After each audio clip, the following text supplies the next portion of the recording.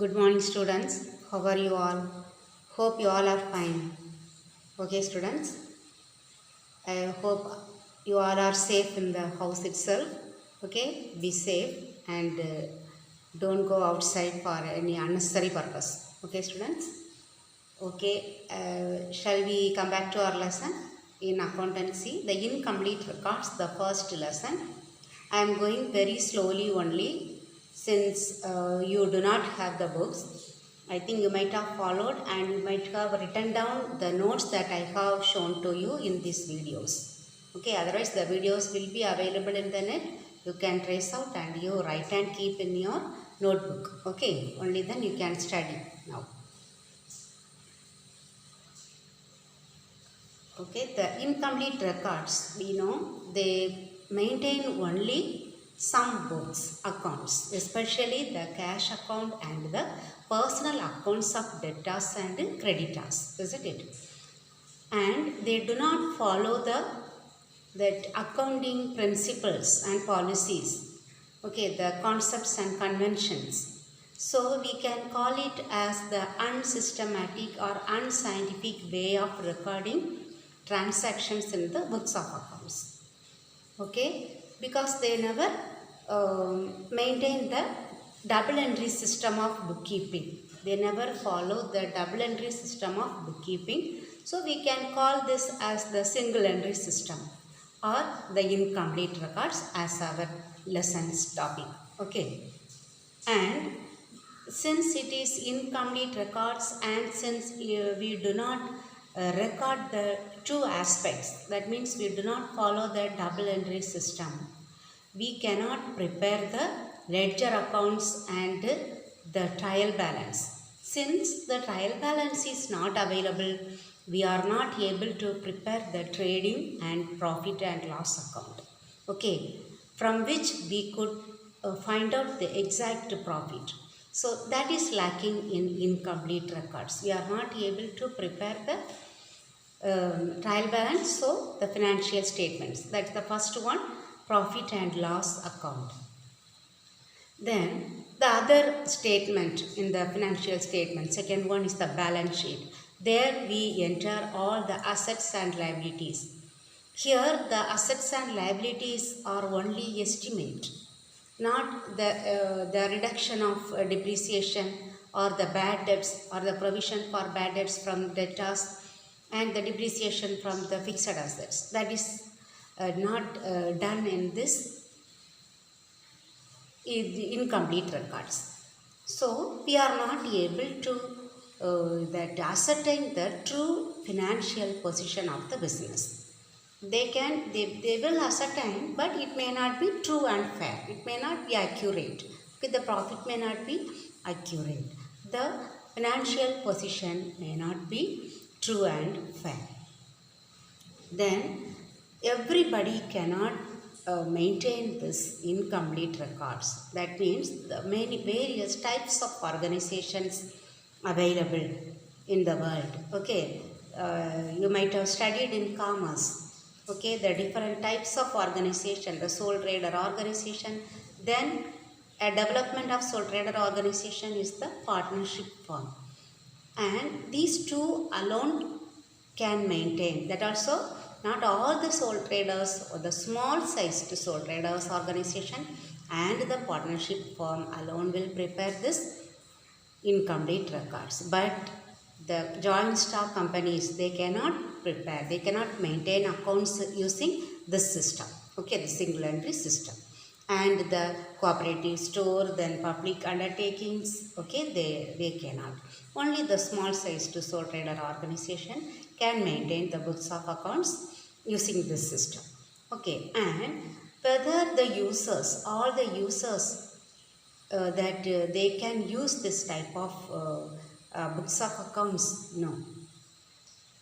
Only the small trader, the organ that the owner, the single owner, he may accept because he is the one who is preparing that books of accounts. But if he wants to borrow money in large sum from the financial institutions or from the banks, he cannot submit these accounts maintained under single entry system. No, they will accept only the accounts which are maintained under double entry system. So this we cannot provide for that authorities, okay, the governments purpose, okay, the users, all the users will not accept this kind of incomplete records. Okay, so we have studied the features. I told you the features only will be the base to understand the limitations and the differences. Again, it will be coming throughout this lesson. Okay, I think we will complete that full theory portion with this one, the differences what we are going to learn in this class. Okay, then we will go to the next step, that is preparing that means the problems, doing problems, how to find out the profit from incomplete records. That also they should know, isn't it? Because this is also a type of business. Any business which is started in the world, they will come to know, they wanted to know how much profit they have earned. Okay, by using different method, here also we have one method to calculate the profit, okay, made by the small sole trader. Okay, that we will go to in the next class. But today we will learn all the differences between incomplete records and double entry system. Okay, double entry system and incomplete records.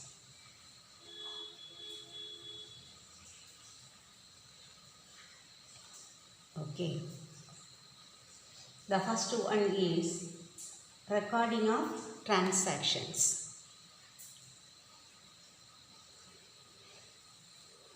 What are the transactions are recorded? Okay, in double entry system, what type of transactions are recorded?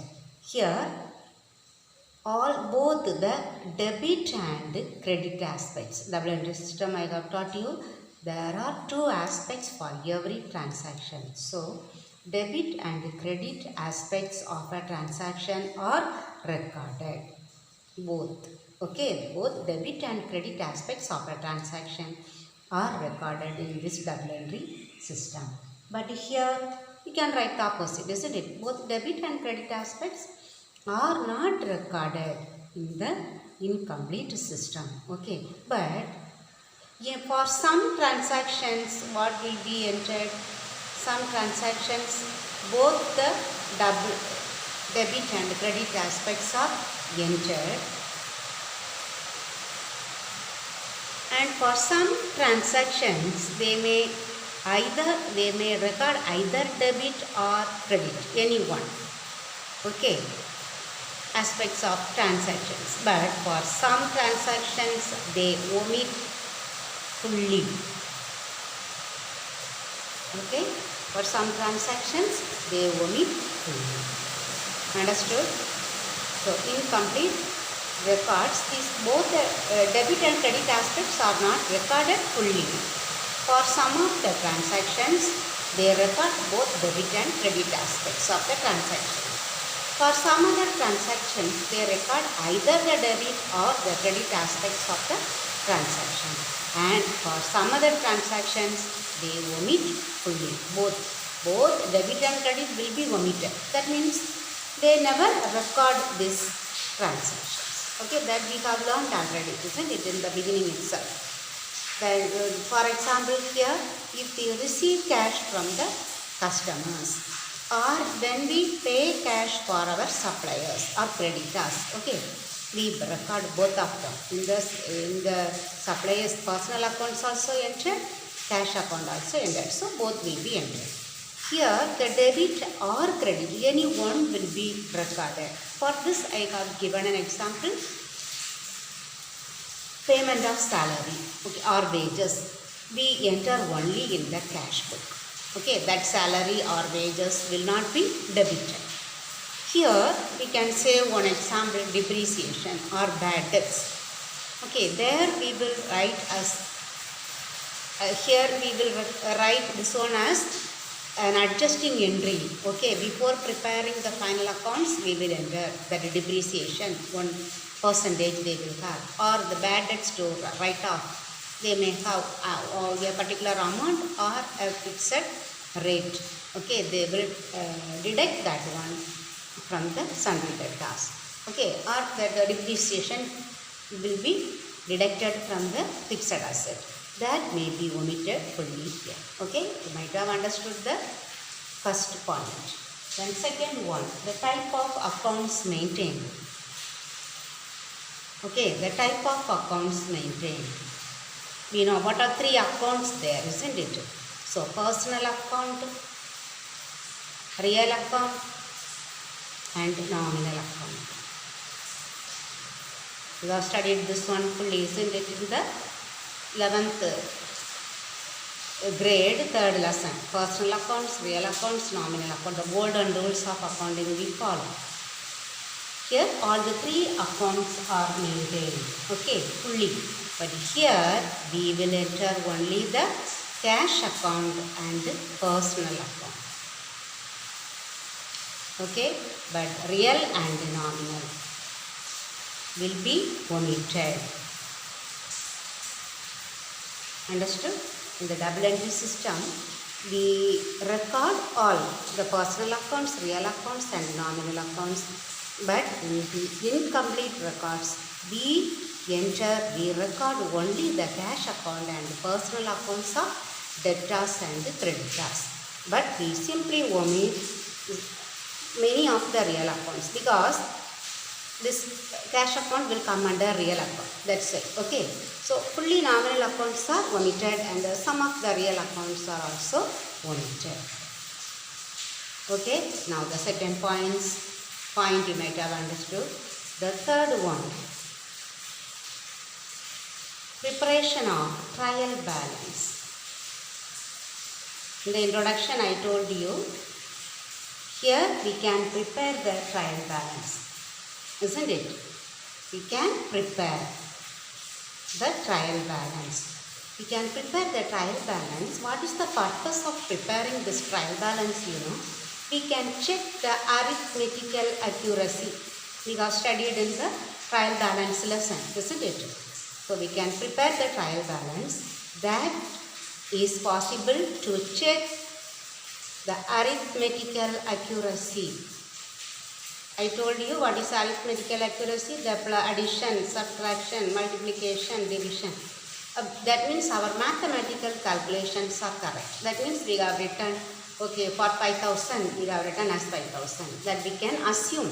Okay, we cannot say completely there is no mistake or error, but we can assume there is no error if the trial balance tally.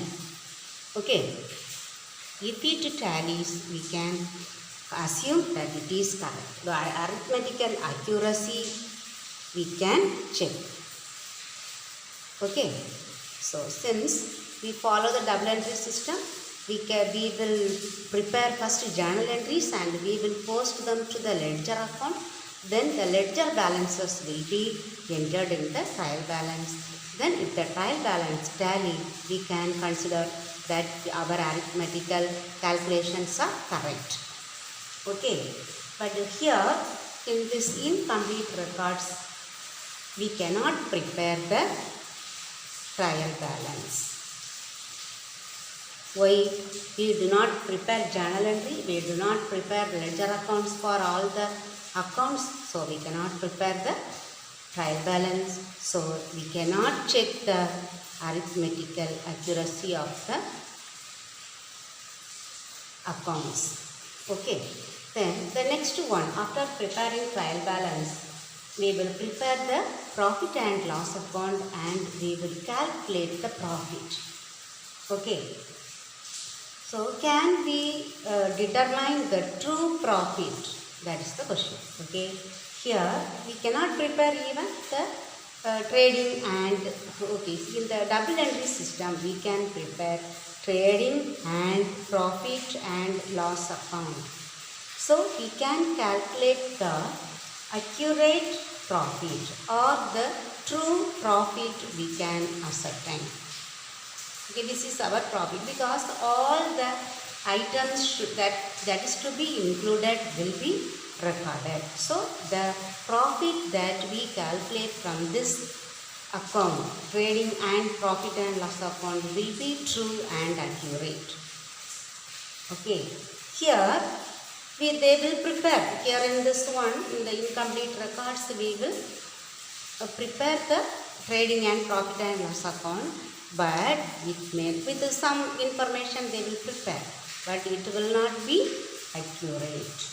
Okay, not accurate. The profit that is calculated by using very little information, that we prepare the trading and profit and loss account, that profit and loss account may not show the accurate profit or loss of the business. Okay, then after that ascertaining the profit and loss account, we will prepare the balance sheet.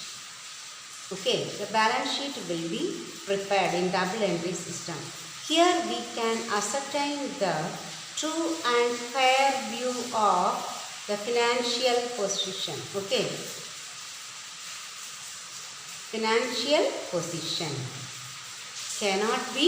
can be ascertained in this double entry system, but it cannot be ascertained.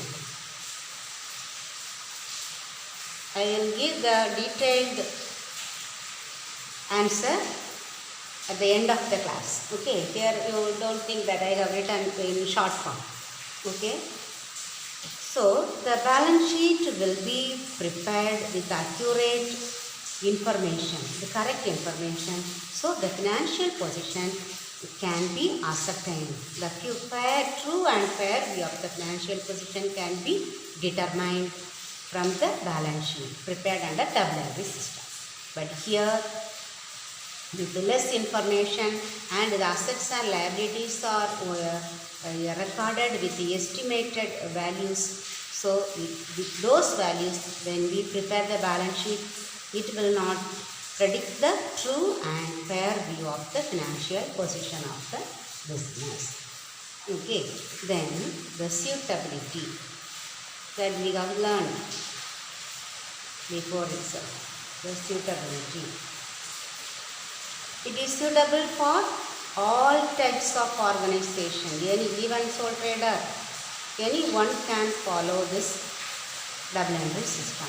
But here this incomplete records, it is suitable for only small sized sole trader and partnership firm. That we have learned already, isn't it? Sole trader and partnership firm. Okay. Then the reliability, the information of the accounts can be relied on. It is reliable, isn't it? That means whether it is it can be believed. That is the meaning, reliable. Okay, can we believe the accounts? Yes. In double entry system, it is reliable because we can say that is scientific system, because we follow the accounting principles and policies. Okay, then concepts and conventions are followed strictly, so that the information given by this double entry system is reliable, but it is not reliable. Okay, because it is unscientific and we do not follow the accounting principles and policies. Okay, then the last point is acceptability. Who will accept? Whether all the users, whether it is acceptable by all users? Yes, you know the users, isn't it? Who are the users? The owners, the investors, then the creditors, that means including the banks and financial institutions, government, research institution, tax authorities. Everybody will accept the records maintained under double entry system. But the incomplete records, it is not acceptable by tax authorities, the government, no. Okay, only who will accept? only the owner, the sole trader alone can accept this type of that maintaining records, okay, in incomplete records. So you might have understood these differences. Only one heading I have taught you. Usually they will ask this one for the 5-mark question. Okay, so whatever you read that notes I have given, and I have taught you very well. If you listen to my video and if you read once, you will understand very clearly. Okay, students.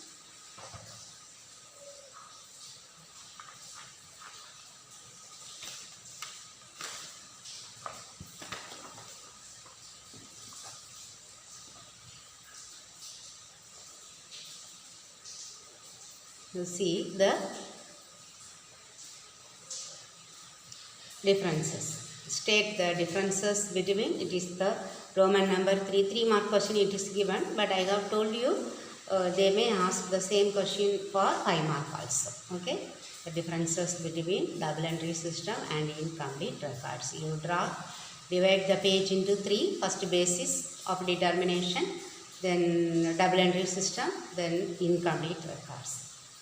Okay, the first point, the recording of transaction, everything I have explained to you very well. So you have to write all these points. Okay, in this page only 3 points available. In the next page the remaining 5 points available. Okay, so totally we have 8 points. Okay, students, so write this one in your notebook. In your notebook you write it down and learn them. Okay, I think it will be visible for you. Okay, I have written little bigger only.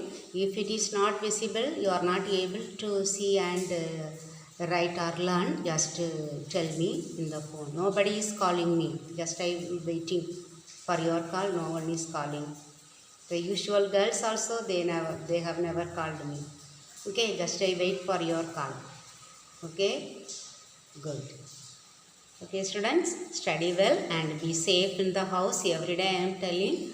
Okay, then above all we have to pray for ourselves, our relatives, friends. Okay, then for our school and everyone, those who are working and all the students, everyone in the school and everyone in the world. Okay, pray well to God and He will listen to your prayers very soon than our prayers. Okay, since you are children, He likes children, He likes your prayers. Okay, students, pray to God. Okay, okay, shall we wind up today's class? Okay, thank you very much, students.